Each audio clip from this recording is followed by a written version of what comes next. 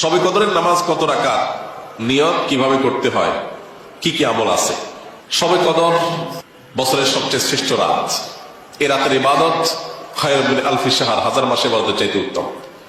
তো এই জন্য এই রাত জেগে আমরা ইবাদত করার চেষ্টা করব। কিন্তু ইবাদতের নির্দিষ্ট কোনো ফরম্যাট, নির্দিষ্ট কোনো পদ্ধতি কোরআন বা হাদিস শিখায় দেয়নি যে আপনাকে নামাজ পড়তে হবে এত রাকাত, প্রথম রাকাতে অমুক সূরার সাথে তমুক সূরা এতবার পড়তে হবে, দ্বিতীয় রাকাতে অমুক সূরার সাথে অমুক সূরা এতবার পড়তে হবে, এরকম কোনো ধরা বাঁধা নিয়ম বলে দেওয়া হয় নাই।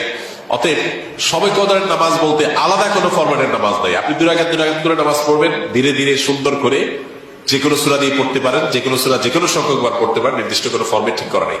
শবে কদর উপলক্ষে একটা জিনিস শুধুমাত্র হাদিসে শিখানো আছে, জন্য একটা দোয়া, আল্লাহুম্মা ইন্নাকা আফুউন তুহিব্বুল আফওয়া ফাআফু আন্নি। আল্লাহ আপনি ক্ষমাশীল, ক্ষমাকে পছন্দ করেন, আমাকে ক্ষমা করে দিন। এর বাইরে শবে কদরের নামাজ বলতে আলাদা নিয়মের কোনো নামাজ নাই।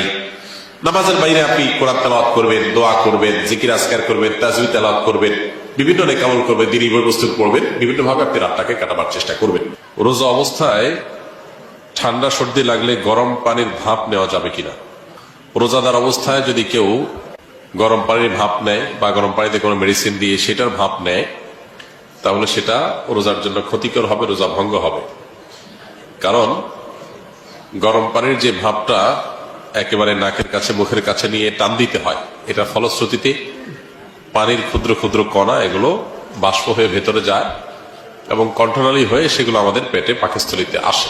বাইহাকি শরীফ আব্দুল্লাহ ইবনে আব্বাস রাদিয়াল্লাহু তাআলা হাদিসের আলোকে আমরা জানি, ইন্নামাল ফিতরু মিম্মা ইয়াদখুল লা মিম্মা ইয়াখরুজ। রোজাদার শরীরে কোনো কিছু প্রবেশ করলে সেটা রোজা ভঙ্গের কারণ হয়। অবশ্য শরীরে প্রবেশ করা বলতে এখানে পাকস্থলীতে যাওয়া, পেটে যাওয়া, এছাড়া অন্য যে কোনো সাধারণ প্রবেশই রোজা ভঙ্গের কারণ নয়। তো যেহেতু এখানে গরম পানির ভাপ যদি আমরা নেই রোজা অবস্থায়, তাহলে ইচ্ছাকৃতভাবে ভাপ টান দিয়ে ভিতরে প্রবেশ করানোর ফলশ্রুতিতে আমাদের পেটের ভেতরে কিছু না কিছু পরিমাণ পানির কণা, ধোঁয়া ইত্যাদি যায়, যার কারণে সেটা রোজা ভঙ্গের কারণ হবে।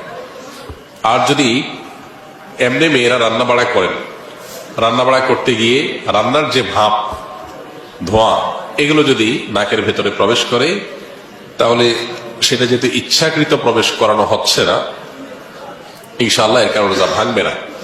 তবে এক্ষেত্রেও যথাসম্ভব সাবধানতা যতটুকু স্বাভাবিকভাবে অবলম্বন করা যায়, আননেসেসারি কোনো কষ্ট করার দরকার নেই।